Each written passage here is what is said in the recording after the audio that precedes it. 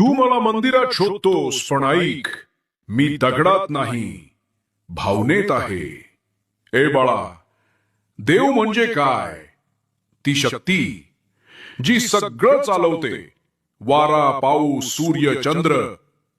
आणि तू पण माझ्या शक्तीचा भाग आहेस. लक्षपूर्वक ऐक. तू मला फक्त आरतीत शोधतोस, पण रोजच्या वागण्यात विसरतोस.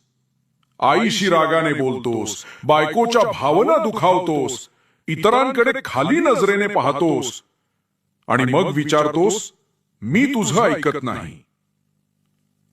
मी फक्त प्रार्थनेत नाही, मी प्रत्येक जीवात आहे. ज्याचा तू अपमान करतोस त्याच्यातही मी आहे.